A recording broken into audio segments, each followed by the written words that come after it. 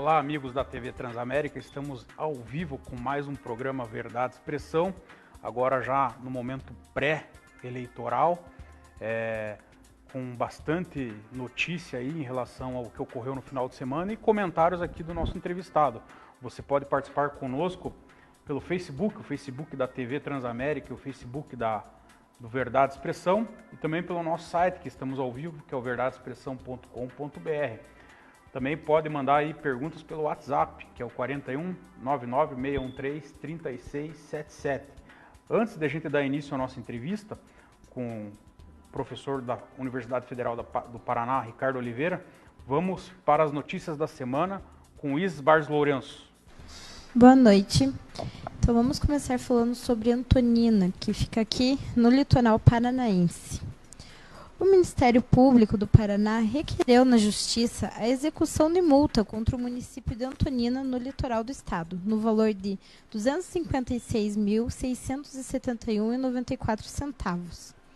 O pedido foi motivado pelo descumprimento de decisão judicial que determinou que a administração municipal promovesse adequações na oferta do ensino de educação física na rede municipal de ensino. A sentença de agosto de 2016 atendeu a ação civil pública ajuizada em 2015 pela segunda Promotoria de Justiça de Antonina, após investigação que constatou irregularidades na oferta da disciplina pelo município. Entre elas, a falta de oferta da disciplina em algumas escolas e o fato de as aulas serem ministradas por profissionais não habilitados. Agora vamos falar sobre Bocaiúva do Sul. O Tribunal de Contas do Estado do Paraná, o TCE-PR, julgou irregulares as contratações temporárias para o cargo de agente comunitário de saúde realizadas pela Prefeitura de Bocaiúva do Sul, que fica aqui na região metropolitana de Curitiba. Essa prática é vedada expressamente pela Lei Federal número 11.350 de 2006, que regulamenta as atividades de agentes comunitários de saúde e agentes de combate a endemias. Devido à irregularidade, a Corte aplicou 2 multas ao prefeito de Bocaiúva do Sul, Floresmundo Albert Júnior, da gestão de 2017 a 2020, e determinou que, no prazo de 15 dias, ele apresente ao TCE-PR as providências para a realização de concurso público para aqueles cargos. Essas foram as notícias do nosso jornalista e colaborador Pedro Lima. Podemos iniciar a entrevista. Obrigado, Isis. Então, como havia anunciado, estamos aqui com o professor da Universidade Federal do Paraná, Ricardo Oliveira. Boa noite, professor Ricardo. Uma honra recebê-lo aqui no programa. Nossa satisfação. Professor, eu inicio aqui a entrevista perguntando principalmente sobre esse trabalho que você tem da relação do poder político familiar que existe no Paraná e a nível de Brasil. Por que você decidiu fazer todo esse estudo, que é um estudo bem detalhado, sobre essa relação do poder familiar na política? Esse é um tema de pesquisa que nós investigamos há mais de 20 anos.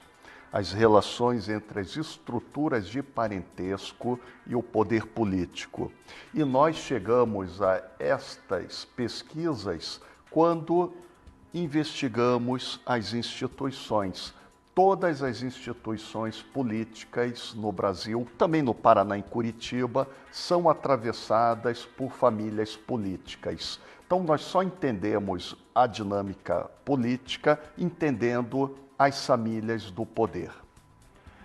E especificamente aqui no Paraná, visualizando essas eleições agora que nós vamos ter aqui para governo, estado, deputados, você entende que essa tradição vai continuar? Exatamente. Nós tivemos uma oligarquia familiar, família Richa, no governo do Paraná. Governador Beto Richa, filho de um ex-governador, José Richa, a sua esposa, Fernanda Vieira Richa, o seu irmão, José Richa Filho, o filho na Prefeitura de Curitiba. Hoje nós temos também a governadora Cida Borghetti, que é a esposa do deputado federal, ex-ministro Ricardo Barros, pais da deputada estadual Maria Vitória Borghetti Barros, prefeito de Curitiba, o Rafael Greca de Macedo, é de um dos mais importantes clãs políticos da história do Paraná, a família Macedo. Está não apenas no executivo, na prefeitura de Curitiba, mas tem uma longa tradição no legislativo, no judiciário, na associação comercial, no empresariado e também as cidades do Paraná, onde você pensa às vezes uma prefeitura, Londrina, família Bellinati. Você vai pensando toda a distribuição do poder paranaense, nós verificamos as famílias do poder que se reproduzem com seus herdeiros na Assembleia Legislativa e também nas câmaras municipais. Dentro desse você citou vários exemplos, vamos falar de alguns específicos. Por exemplo, o Ratinho, que é o primeiro lugar hoje nas pesquisas, você pensa que ele se enquadra dentro desse conceito? Ratinho também é um herdeiro do poder, uma vez que ele é filho de um dos mais famosos e atuantes homens da mídia no Paraná, no Brasil, também foi parlamentar, foi deputado e é um dos seus principais operadores. Então, Ratinho também está classificado como um político dentro da tradição familiar. Ele representa esta reprodução pelas dimensões da herança política, da hereditariedade. Ele também é um político tradicional nesta dimensão.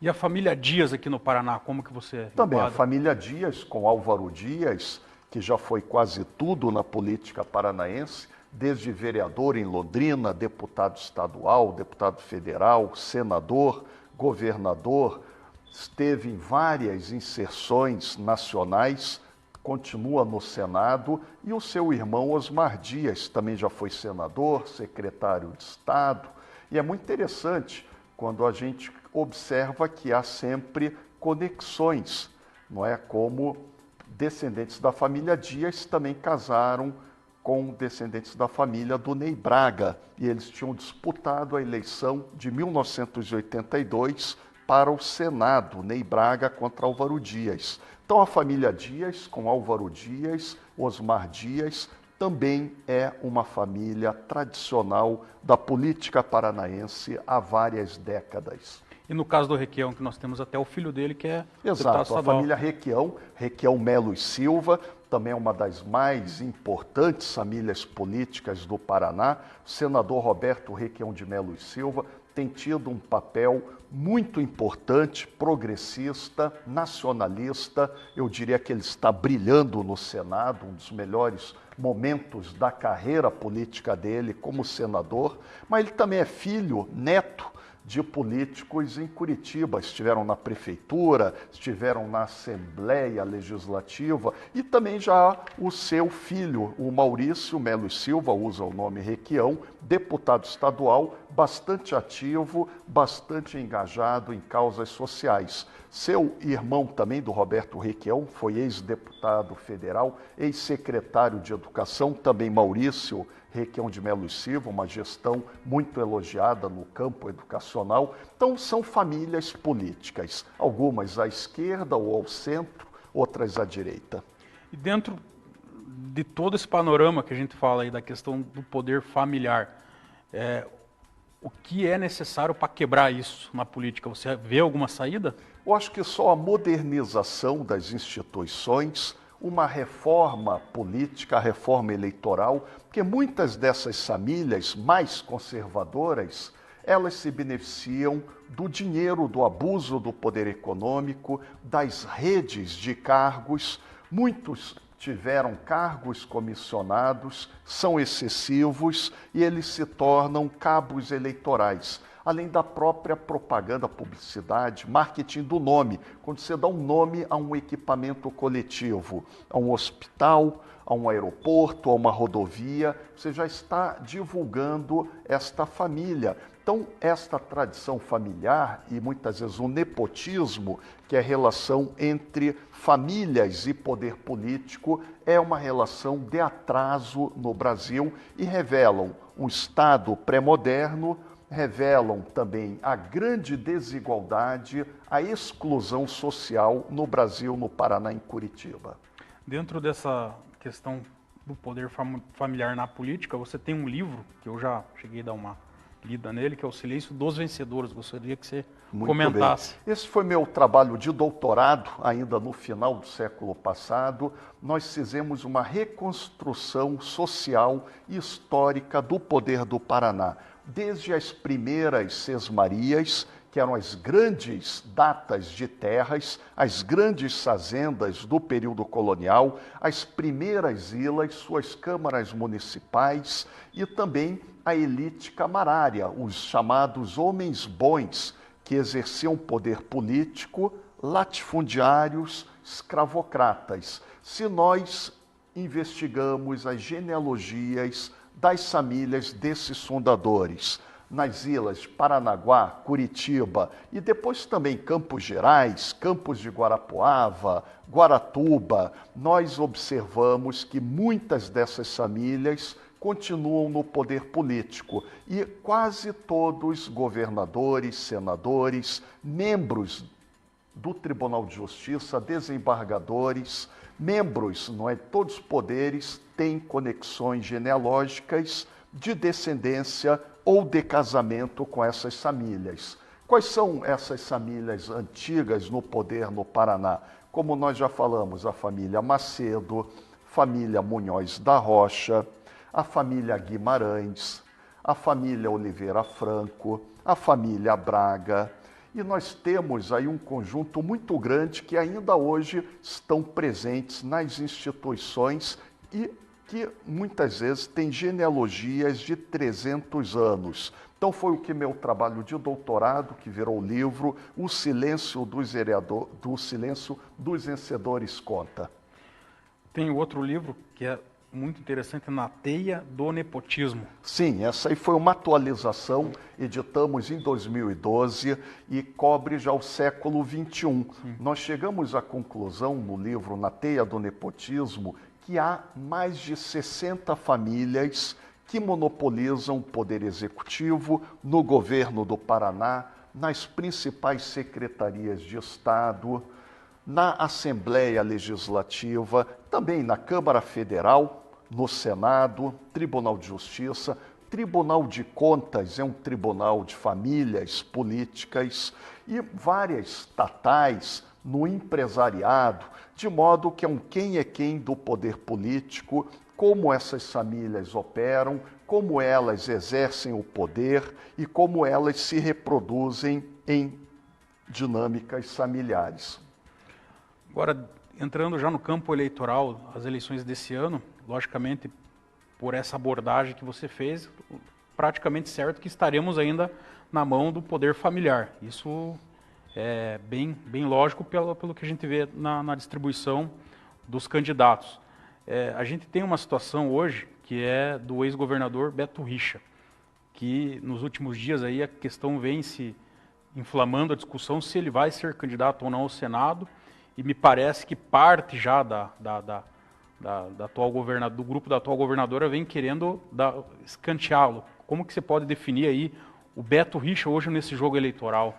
O Beto Richa fez um governo avaliado negativamente. Sai com grande rejeição, além de ter tido a marca da violência, truculência contra os professores, espancando os professores, professoras, idosas, no massacre do Centro Cívico. Então ele sai com grande rejeição, baixa popularidade, com isso ele não consegue fazer um sucessor, porque os candidatos querem distância de Beto Richa do palanque eleitoral. E sempre são famílias políticas, como nós já falamos, a família Richa, a família da governadora Cida Borghetti, com Ricardo Barros, outra candidatura também forte, competitiva, do ex-senador Rosmar Dias, irmão do Álvaro Dias, o Ratinho também, e o Beto Richa, que teve a esposa supersecretária, o irmão, o filho também pode concorrer, foi secretário municipal. Eles passam por um momento difícil, com muitas acusações, muitos correligionários que estão abandonando a candidatura suposta ao Senado de Beto Richa, e o PSDB paranaense passa por uma crise bastante complicada, não tendo candidatura própria e também sofrendo rejeições do cenário nacional. Bom lembrar que a Fernanda Richa ainda continua como secretária. Exato, ela continua sempre, não é? Há notícias que ela estaria para sair, mas ela continua, né, até agora, mas já sem a expressão, sem o papel de destaque que ela teve durante o governo do seu marido Beto Richa. Tanto que algumas solenidades com a nova governadora Cida Borghetti, eles não são nem convidados para lugares de destaque, o que mostra uma relação estremecida com muitas tensões políticas entre a família Richa e a família Borghetti Barros. Agora, dentro desse jogo, a gente estava analisando o Beto Richa, nós temos duas vagas para o Senado. Uma vaga me parece que está bem encaminhada, que seria o senador Requião, a reeleição dele.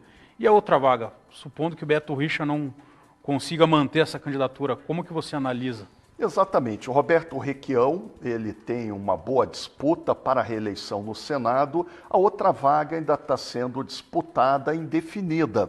Mesmo o Beto Richa como um dos potenciais candidatos, mas também muitas vozes de analistas indicam que Ricardo Barros, deputado federal, marido da governadora Cida Borghetti, também esteja pleiteando, trabalhando nos bastidores para ser um forte candidato ao Senado, inclusive numa aliança política com os candidatos ao governo. Então é um cenário possível e plausível que Ricardo Barros também dispute. Também temos outros nomes na corrida para o Senado com menos capitais políticos. É o caso também do deputado federal Alex Canziani, do ex-senador, ex-vice-governador Flávio Arnes, da ex-vice-prefeita de Curitiba, Miriam Gonçalves, e outros nomes estão na disputa.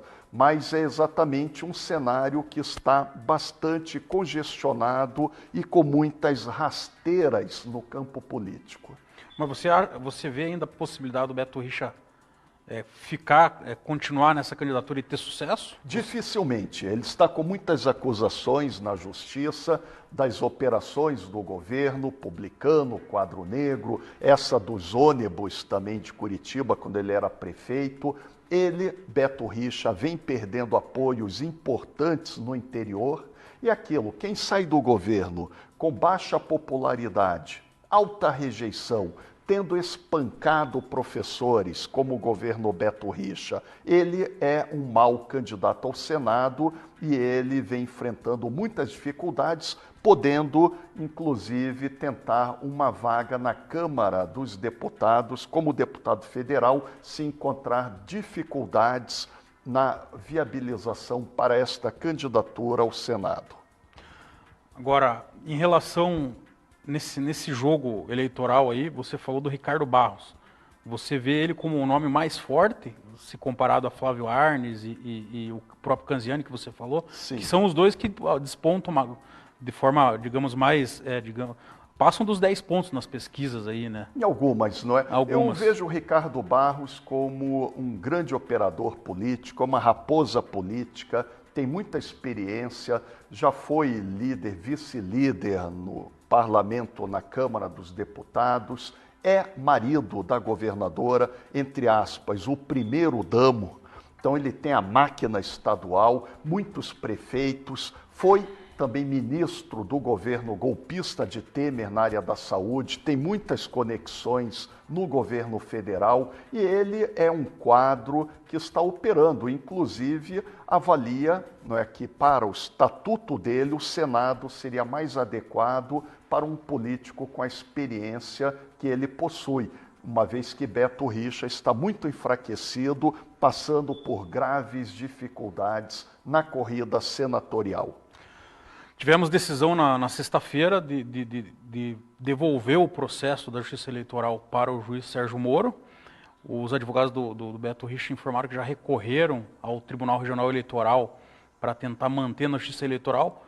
A pergunta que eu faço para você é o seguinte: se o processo ficar na mão do Moro, você acha que vai ter algum efeito diferente do que se ficar na justiça eleitoral, esse processo? Observando o histórico da justiça paranaense nesta instância, não é, a questão federal, Moro dificilmente atua contra tucanos, contra o PSDB, contra a situação. Inclusive, as pesquisas de opinião já revelam que a rejeição a Sérgio Moro tem crescido muito. Ele está cada vez mais sendo visto como um ativista político, um militante no judiciário. Com isso, a perseguição contra o ex-presidente Lula, ela é cada vez mais clara. E também Moro dificilmente atua contra este bloco mais à direita, desde o tempo em que ele foi também o magistrado no caso do Banestado. Da mesma maneira, vários tucanos em São Paulo, Alckmin, sempre foram blindados, protegidos, beneficiados pelas decisões judiciais. Da mesma maneira, o candidato anterior à presidência da República do PSDB, Aécio Neves, mesmo com irregularidades, crimes, filmado, gravado, com mala de dinheiro, denúncias de corrupção, Aécio Neves foi protegido pelo Judiciário, pelo STF, continua na mais completa impunidade. Que as pesquisas revelam, a justiça protege os ricos, persegue os pobres. Então, lamentavelmente, não há um bom histórico para o juiz Moro em relação a Beto Richa e muitas vezes resultam crimes que acabam, não é, na prescrição do prazo. Em relação ao governo do estado do Paraná, já vamos chegar nessa discussão nacional aí, nós temos aí colocada a candidatura da Cida Borghetti à reeleição, que sucedeu aí o Beto Richa. Temos o Osmar Dias, que se coloca como candidato da oposição, e temos o Ratinho Júnior, que teve a convenção dele no sábado, e ele traz um discurso de mudança. Então eu gostaria que você falasse sobre esse discurso de mudança que o Ratinho Júnior traz, tendo em vista que ele participou da gestão Sim. Beto Richa. Exatamente. Ratinho Júnior foi um homem central, político, importantíssimo no governo Beto Richa. Só podemos pensar o desempenho de Ratinho como alguém associado a Beto Richa, foi secretário de Estado, Desenvolvimento Urbano, a bancada que foi eleita com ele era uma bancada da situação com Beto Richa, com o PSDB, e a imagem de Ratinho está muito colada com o governo de Beto Richa. Também as pesquisas de opinião revelam que a governadora Cida Borghetti não consegue abrir um grande espaço, ela não consegue crescer, também tem uma sólida rejeição e o governo do Paraná continua com uma série de problemas, não conseguiu nem garantir o reajuste que estava sendo prometido para os servidores, mesmo abaixo de 1% ou 2%.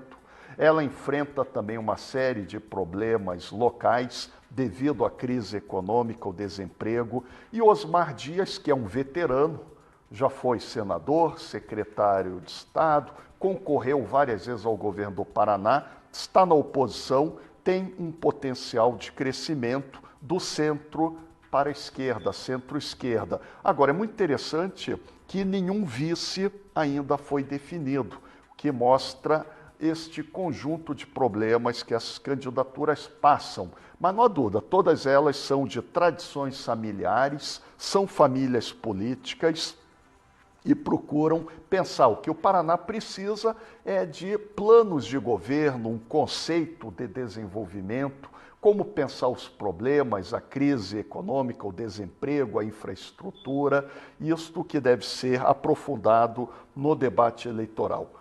Você acredita que nesse panorama, a gente tem outros candidatos também, que é o Dr. Rosinha, para a gente não ser injusto aqui, né? Sim. Dr. Rosinha, temos o professor Jorge Bernardi, temos também a candidatura do PSOL, que é do professor Piva, e também temos do PRTB, que é o Geonísio Marinho, para a gente não ser injusto, porque senão depois eles me cobram que você não falou o meu nome. É muito importante, são veteranos, nomes da mais elevada capacidade, né? Eu conheço bem quase todos.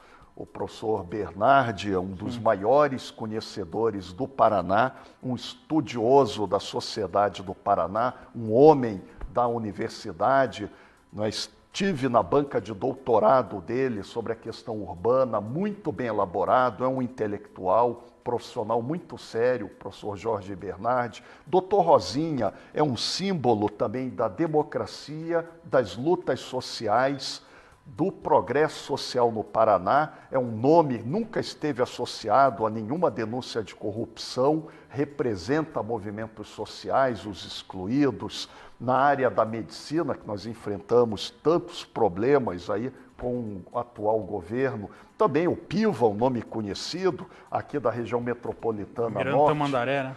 Tamandaré, inclusive, tem bastante vereador. gente assistindo do Almirante Tamandaré. Exato, ao programa. um nome muito conhecido, tem toda a sua capacidade também de trabalho nessas regiões. Então nós temos essas candidaturas que até merecem ser divulgadas, comentadas em relação às outras mais competitivas pelas pesquisas de opinião, mas também são bem importantes. Agora, dentro desses nomes, você acredita que a briga vai ficar entre Ratinho e Osmar ou você vê possibilidade na cidade de Pelas crescer? pesquisas de opinião até agora, estamos em julho, final de julho, as pesquisas apontam que os candidatos melhores posicionados são, de fato, Ratinho e Osmar Dias, um eventual segundo turno, em termos, mas surpresas eleitorais podem também acontecer, uma vez que a própria disputa no Senado também está aberta, e nós temos ainda a grande indefinição do quadro nacional. Mas pelas pesquisas de opinião,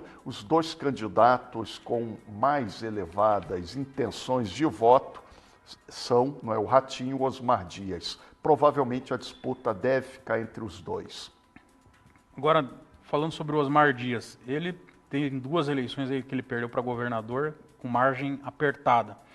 E sempre se fala que ele demorou para tomar decisões. E a gente agora está vivendo essa situação dele de finalizar ou não essa aliança com o MDB.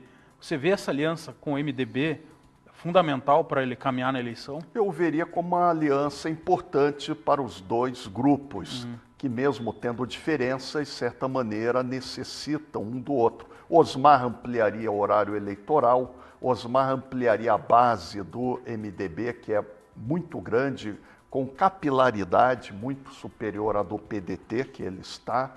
Osmar também já esteve várias vezes, foi secretário do Requião, já teve o apoio em corridas eleitorais anteriores, e para o Requião também ampliaria o palanque eleitoral com um político veterano. Eles têm diferenças, mas talvez esta seja a eleição com maior potencial para o veterano Osmar Dias. Muitos avaliam que é a vez dele, desde que ele não cometa erros, não fique na indecisão, demore até tomar algumas medidas importantes. Então, Osmar, ele é muito conhecido no interior do Paraná, é um nome de muito respeito no agronegócio, importantíssimo nas cooperativas, já foi secretário, então é um nome que está bem posicionado para a disputa e no segundo turno também pode ser uma composição mais do centro-esquerda. E outro nome é o Ratinho centro-direita, e o problema do Ratinho é a associação com Beto Richa, mas é também um nome que é conhecido na mídia, com o pai dele também, sempre teve grandes votações para o parlamento, para o legislativo. Mas Ratinho também vem da derrota em Curitiba para a prefeitura, que muitas vezes mostra um teto ao seu trabalho político em eleições majoritárias. Você entende que ele pode, pegando esse gancho, você entende que o Ratinho pode sofrer com esse teto? Porque lembrando que nas eleições de Curitiba em 2012, que o Gustavo Frutti saiu vencedor, o Ratinho no segundo turno não conseguia passar os 40 Exatamente, pontos. Ele pega um teto, uma vez que ele tem dificuldades com alguns formadores de opinião, com grupos também de classes altas, grupos de alta escolaridade. Ele até tentou mudar o nome de Ratinho para Carlos Massa, já pensando nesta rejeição. Mas Ratinho tem também um potencial, tem recursos econômicos, é um nome que está bem posicionado nas pesquisas de opinião e também pode trabalhar esses problemas para tentar viabilizar uma candidatura competitiva enfrentando esses problemas e desafios. Legal, nós vamos fazer um breve intervalo com algumas dicas da doutora Natália e na sequência vamos falar sobre o cenário nacional. Olá, tudo bem? Eu sou a Natália da Rocha Guazelli de Jesus, eu sou advogada e sócia do escritório Guazelli Advocacia e no vídeo de hoje eu vou falar um pouquinho sobre os cuidados necessários para a compra de um imóvel.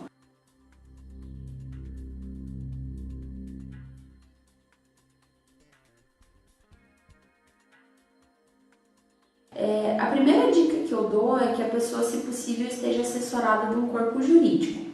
Em relação à documentação do imóvel, é importante avaliar com cuidado a documentação de propriedade aquisitiva do imóvel, verificar também se esse imóvel não possui pendência de imposto, taxa ou, por exemplo, se for um apartamento, taxa condominial.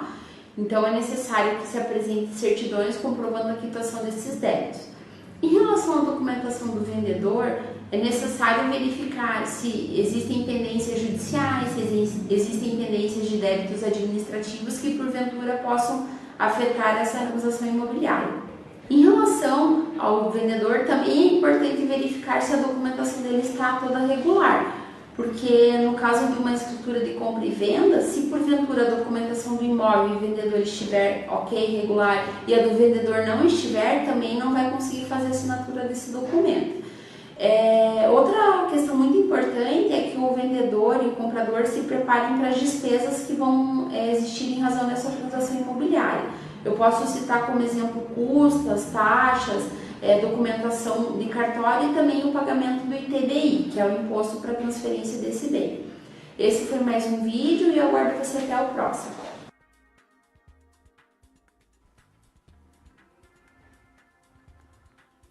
Legal, estamos de volta então. Falando agora do nosso cenário nacional, que é mais indefinido ainda, com certeza, se comparado com relação ao cenário estadual. Primeiramente, falando do lado da esquerda, em relação ao ex-presidente Lula, que se encontra preso. Ele vem se mostrando aí muito forte, parece que é cada vez mais que ele toma porrada, mas ele vem fortalecendo o seu nome no cenário nacional. Você entende que ele vai ter condições? Tem vários juristas dos dois lados, uns defendem que ele não consegue ser candidato, outros defendem que sim, um deles é o Pereirinha, que vai ser o advogado dele eleitoral. Como que você vê essa situação do Lula aí? O que as pesquisas de opinião revelam é que Lula está bem na frente das intenções de voto, ele tem uma grande popularidade, ele ainda tem a lembrança de um governo que foi bem avaliado e Lula também tem possibilidades de vitória no primeiro turno, caso tivéssemos eleições livres. E aí é também a conceituação que Lula é um preso político. Por que Lula é um preso político? Porque não houve nenhuma evidência, comprovação, documentação que o incriminasse. É mais um processo de perseguição jurídico-política, aquilo que em inglês se denomina lawfare, que é um processo de ativismo judicial de grupos conservadores do sistema judicial. E o povo brasileiro reconhece isso quando coloca Lula bem na frente das pesquisas de opinião. Também Lula, ele é o anti-Temer. Tudo aquilo que este governo, considerado golpista, que ao invés de prometer a ponte para o futuro, o governo Temer foi uma terrível marcha a ré, uma terrível marcha para trás. Por quê? A economia está em crise. Não apenas o desemprego, arroxo salarial, perda de poder aquisitivo do salário mínimo, todas as categorias profissionais tiveram perdas salariais, a saúde em crise, retorno de doenças, o absurdo do crescimento da mortalidade infantil, que não acontecia desde a redemocratização, a volta do sarampo, febre amarela, lepra, o aumento dos combustíveis, do gás, que levaram a este grande movimento da greve dos caminhoneiros. Então Lula se coloca contra tudo isso e ele é muito bem avaliado, de modo que a rejeição de Lula vem caindo e a rejeição de Moro, Rafael, vem crescendo. Isso aí é um dado muito importante que mostra que é uma questão não apenas jurídica, mas política. Se Lula tiver a sua candidatura impugnada, pode ser uma crise muito grave para a democracia brasileira. Ainda mais se ela for impugnada ou cassada a poucos dias das eleições, quando ele se posicionar como um candidato bem na frente, apto a uma possível vitória no primeiro turno. Então não é apenas a questão jurídica, mas é muita responsabilidade. E a economia brasileira não aguenta mais o desequilíbrio, a falta de legitimidade e credibilidade como a do governo golpista de Temer. Só a democracia garante credibilidade, crescimento econômico, distribuição de renda, investimentos na educação, na saúde, na segurança. Então Lula está sendo vítima desse processo, mas o povo acredita em Lula, ele está bem na frente das pesquisas, mesmo sendo preso político, como Mandela, Gandhi, Martin Luther King também o foram.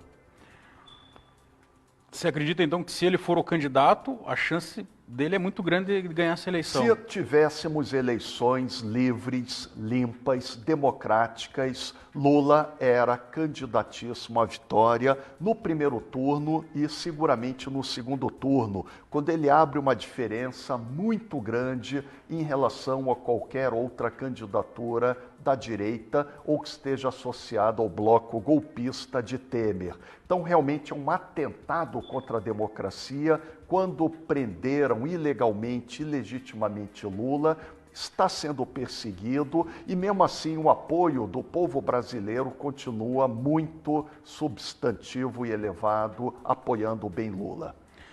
E na hipótese de Lula resolver, lá no dia 16 de setembro, que é o prazo limite para substituir o candidato, ele resolver substituir, colocar um outro quadro do PT, seja Fernando Haddad, Jacques Wagner, Gleisi ou outro nome, você acredita que ele tem poder de transferência?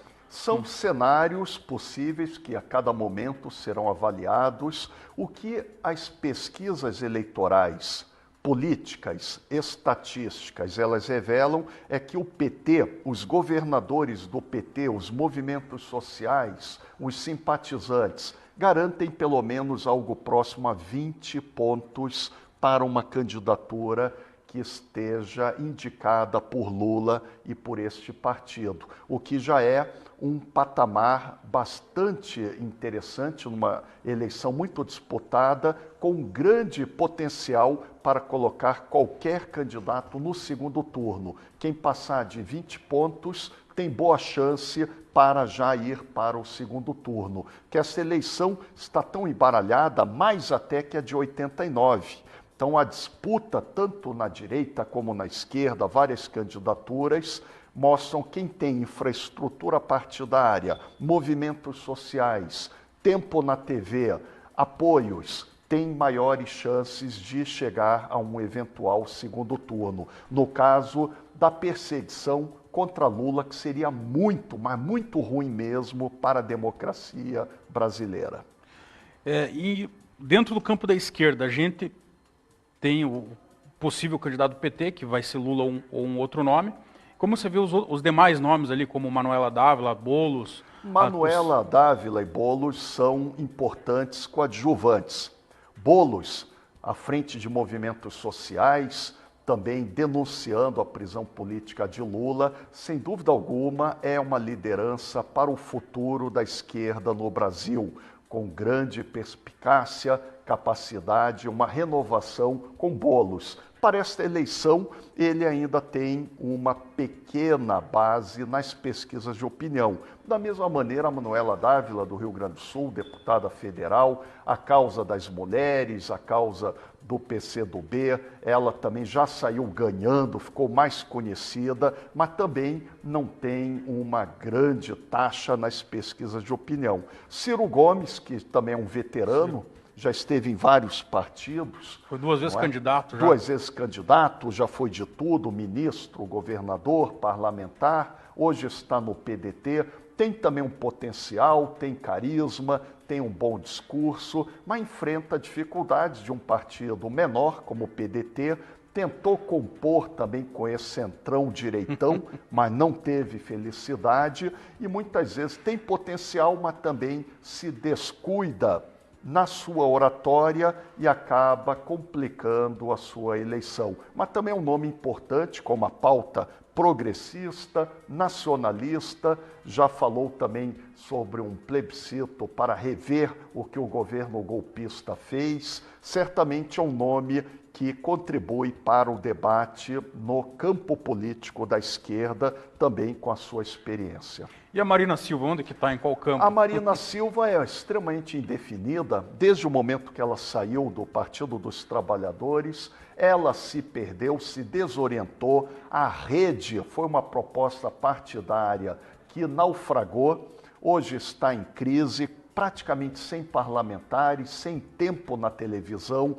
Quando a Marina Silva sai da esquerda, tendo sido um nome importante de movimentos sociais na Amazônia, no Acre, ministra do governo Lula. Quando ela sai do governo e rompe, e principalmente apoiou Aécio Neves, tocando do PSDB no segundo turno, ela perde todo o apoio na esquerda, credibilidade, e ela não deve repetir o comportamento eleitoral das eleições passadas, que ela está com menos estrutura partidária, com menos nome, e também ter apoiado a direita com Aécio foi extremamente ruim para a imagem dela no campo progressista. Você vê, então, dessas candidaturas da esquerda, a única com chance de alavancar, tirando a do PT, o Ciro Gomes, no Ciro caso. Gomes tem também um espaço nas pesquisas de opinião, mas também enfrenta dificuldades. Mas como ele é um político experiente, com uma boa oratória, desde que tome cuidado, não cometa erros, como cometeu em outras campanhas, ele também é um nome que pode ter um bom desempenho acima dos outros, são nomes mais de renovação do futuro, como Boulos e a Manuela, são nomes para o futuro, mas Ciro ainda tem um potencial, ainda que o do PT de Lula, ou quem eles indiquem, tenha muito mais estrutura, muito mais abrangência, capilaridade e mensagem. Agora, indo para o lado da centro-direita, nós temos o Bolsonaro. O Bolsonaro que está com dificuldade de definir. Primeiro, aliança não vai ter, pelo que a gente está sentindo aí, não vai ter aliança com outros partidos. Então ele vai ficar com tempo de TV bem reduzido, o que é fundamental numa campanha Sim. presidencial.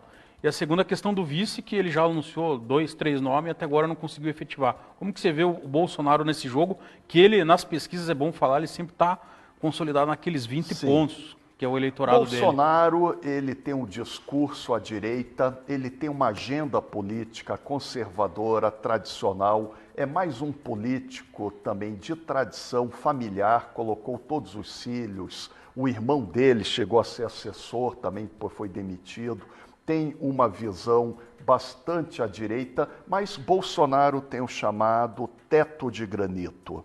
Ele não consegue passar destes 20 pontos, porque ele tem graves problemas com importantes grupos sociais, com movimentos sociais, com as mulheres. Imagine, Rafael, Bolsonaro que foge dos debates, quando for questionado sobre o que ele falou, as mulheres devem, afinal, ganhar menos, você fraquejou e aí teve uma filha, tanto que ele tem uma grande deficiência eleitoral no voto feminino. Ele não tem quase nenhuma grande expressão do voto feminino, que é fundamental na democracia para alguém ganhar as eleições.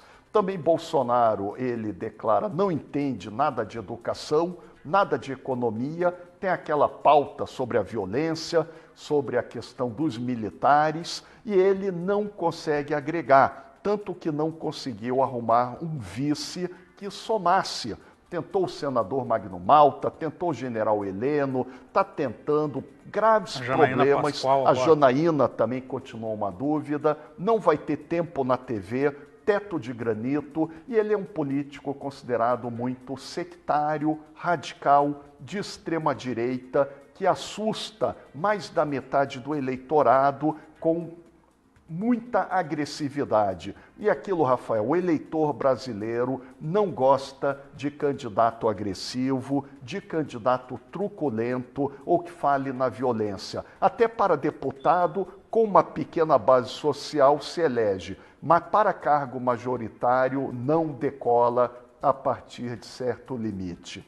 Você vê possibilidade dele ir para o segundo turno? Até alguns cenários sem Lula, né, tirando o preso político, desvirtuando as eleições, mas o que as pesquisas de opiniões todas revelam? Bolsonaro perde para qualquer um no segundo turno, porque ele tem uma base muito limitada, qualquer nome colocado contra Bolsonaro no segundo turno abre boa vantagem, de acordo com as pesquisas de opinião. Então, sectarismo, radicalismo de extrema-direita, algumas pautas até autoritárias da ditadura, apoio a torturadores, agora apoiou a violência do massacre lá no Pará, Eldorado dos Carajás. Isso aí afasta o eleitor de centro, o eleitor, muitas vezes até mesmo cristão, o eleitor que prega não violência e não quer essas propostas no Brasil que são consideradas muito violentas, extremistas. E na sua avaliação, por que esse pessoal do centrão, do direitão que você qualifica aí, fugiu do Bolsonaro?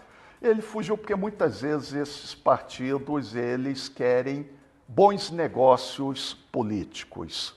Eles muitas vezes são aquilo que é denominado legendas de aluguel, leiloam o apoio do partido em negociatas de dinheiro, cargos, parlamentares também que querem apoio para sua reeleição. Então, a política brasileira, ela precisa de uma reforma política, uma reforma eleitoral. Um primeiro elemento é questionar partidos pequenos, tem esse comportamento, partidos de aluguel, que não têm ideologia própria, não representam bases mais amplas e são dominados por caciques que fazem um jogo eleitoreiro quando se aproximam as eleições, procurando leiloar o apoio para candidatos que prometam mais em termos de cargos, de recursos econômicos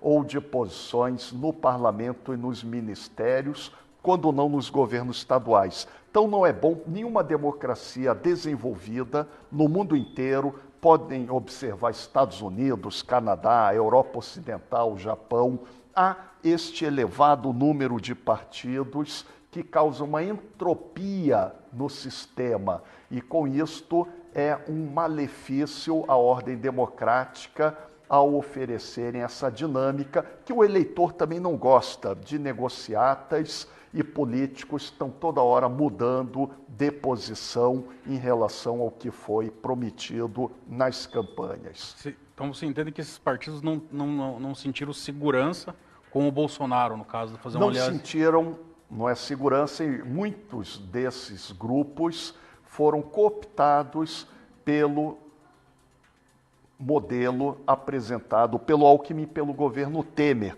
que estão operando juntos. Alckmin é Temer, Temer é Alckmin, de acordo com os bastidores. E foi a pressão do governo federal, o golpista de Temer, e também a proposta do Alckmin, que atrai muitos desses partidos da velha política, da fisiologia, do clientelismo, para a candidatura de Alckmin. E alguns ainda estão discutindo até hoje em relação aos outros candidatos.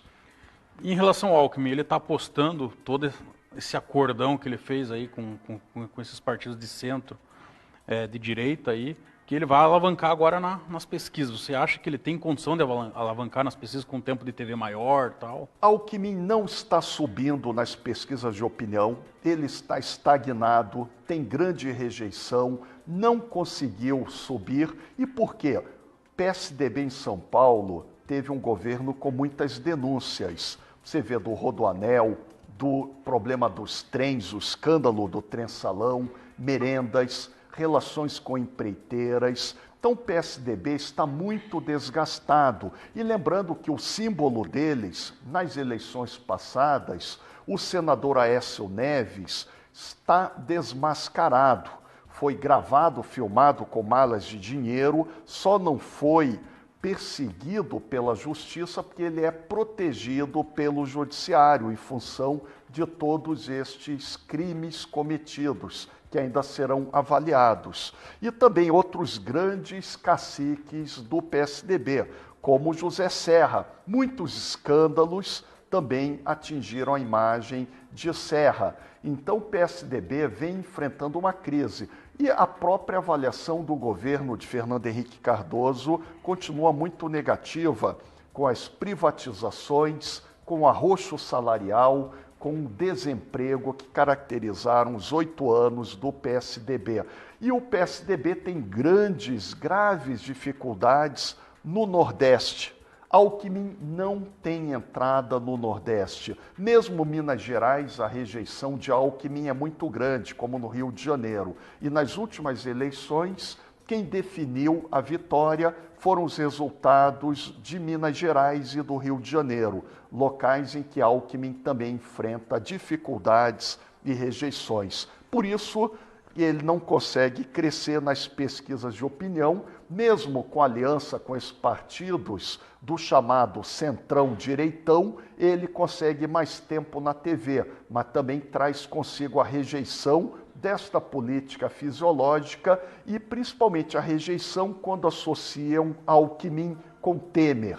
PSDB de Alckmin participa do governo com os ministérios de Temer, ministérios num governo golpista, o que são dificuldades para o crescimento desta candidatura do centro para a direita. Você entende que o Alckmin, a campanha dele vai trabalhar uma desconstituição da imagem do Bolsonaro para tentar captar esse eleitorado do Bolsonaro? Em primeiro lugar, é uma disputa para a direita, porque Alckmin sabe que pode crescer tirando o eleitor do Bolsonaro, este eleitor mais conservador à direita. Mas mesmo o eleitor do Bolsonaro também não gosta de vários aspectos do PSDB, do Alckmin, e ainda mais agora com esses partidos sempre estiveram fazendo negócios e negociatas, o que corrói ainda mais a imagem de Alckmin quando ele afirma combater a corrupção, combater a velha política, e a gestão do governo de São Paulo com os escândalos também ajudam a desgastá-lo nacionalmente. Então ele vai tentar pegar o eleitor do Bolsonaro, mas não será uma tarefa fácil, não será uma tarefa simples, dada a rejeição de Alckmin e desses quadros do PSDB, como Aécio Neves, Serra, Fernando Henrique Cardoso. Mas você não entende que vai ser uma briga bem desigual? 4 minutos e pouco de tempo de TV contra, acho que 8 segundos? Poucos segundos, Que Bolsonaro vai apostar mais na internet, nas redes sociais, nessa militância que ele tem de extrema-direita. E o Alckmin também pode ter mais tempo, mas não terá o que falar. E quando for apontada a relação Alckmin é Temer, Temer é Alckmin, que eles participaram do golpe, também pode ser uma questão muito complicada. Mas a eleição está aberta, sempre surpresas podem acontecer. Alckmin terá muito dinheiro, apoio empresarial, mas ele tem um calcanhar de Aquiles, fragilidades muito grandes em relação aos outros momentos. E também regiões em que o PSDB vai mal, como o Nordeste, em que há essas dificuldades. Então ele tentará o eleitor do Bolsonaro, mas será uma disputa difícil.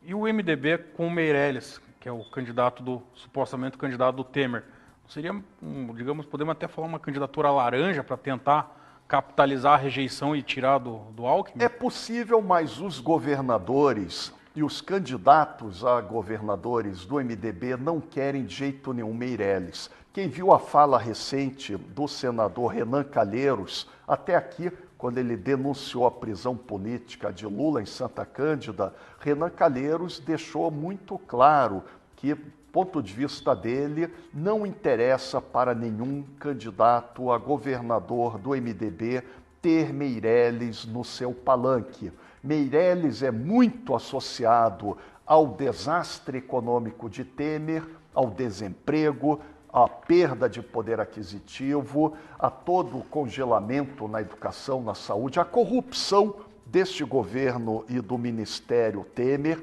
Então eles não querem os candidatos, o Meirelles e nem outro nome. Renan Calheiros e outros caciques do MDB preferem não ter candidato, que eles podem compor estadualmente com quem eles preferirem. Eles podem ter uma flexibilidade maior, porque nenhum candidato quer o Meirelles ou Temer, porque seria pá de cal na candidatura. Nem os candidatos ao Senado do MDB, aos cargos como deputado federal, estadual, porque o Temer tem a pior rejeição da história. É pior que a de Sarney, em 89. Nenhum candidato queria Sarney por perto na eleição presidencial, final a primeira desde a ditadura, das diretas já a eleição de 1989. Temer está pior do que Sarney, que já estava muito mal. Então foi a grande marcha ré, o desastre econômico, social, político, moral, jurídico deste governo golpista que afundou o Brasil. E o resultado eleitoral é a imensa rejeição, ninguém quer estar associado com Temer e vai ter que ser levantado na pesquisa, porque os ministros, quem apoiou, quem colocou Temer na presidência, terá que prestar contas políticas durante as eleições. O senador Requião foi crítico ferrenho dessa Exatamente. candidatura do MDB. Requião sempre foi contra, não é? Temer sempre denunciou a corrupção e ele é mais um cacique, um nome importante, um dos comandantes do MDB a ser contra uma candidatura de Meirelles, que imaginamos não passa na convenção do MDB, porque todos os candidatos aos governos estaduais querem distância de Meirelles, dada a alta rejeição e a imagem desgastada deste ministro. Daí, não tendo candidato ao MDB, para que lado que você acha que ele vai? Não ter candidato, né, é uma posição defendida. Não ter candidato e aí eles ficam com uma grande flexibilidade. Mesmo Alckmin, eles também têm grandes divergências, mesmo em São Paulo, a questão também do Nordeste. Temos que pensar sempre o MDB no interior do Brasil. E muitas vezes o PSDB também é um problema para eles. Então eles defendem não ter candidato. Mas você acredita que o MDB nacional vai sair sem candidato? É um cenário ou sem apoiar possível, algum candidato? Sem apoiar nenhum candidato à presidência. É o que Renan Calheiros e outros apontaram como possibilidade, não é? Então é exatamente essa questão, mesmo em relação ao Alckmin ou a outra candidatura, não há muito espaço, porque o MDB é mais um partido regional, uma federação de interesses regionais, municipais e locais. E sempre que ele tenta se envolver na disputa presidencial, é um fracasso. Lembrando, quando eles apoiaram Serra, também em 2002, foi um grande fracasso, e depois o MDB, ele sempre tem que reavaliar quando ele depois vai apoiar o PT e acontece exatamente todo aquele processo que aconteceu. E agora, como ele está no poder e a grande rejeição de Temer, ele está com uma posição muito mais discreta, não querendo se envolver no plano presidencial para não prejudicarem os candidatos estaduais. Professor, nós chegamos ao final, eu agradeço a sua presença e vamos voltar em outras oportunidades a discutir as eleições aí. Nossa satisfação poder contribuir, debater aqui com vocês, não é? Muito importante aprofundarmos as questões e sempre recomendo aos estudiosos também lerem nossos livros. Temos a revista do Núcleo de Estudos Paranaenses da Universidade Federal do Paraná, com esta nossa grande área de investimento, que é o fenômeno do nepotismo, do familismo, como as estruturas de parentesco dominam as instituições políticas no Brasil. Tema que vai estar muito presente nas eleições agora de 2018. Certo. A você que nos acompanhou até agora, um grande abraço, uma grande semana e semana que vem estaremos aqui segunda-feira às 19h30 ao vivo.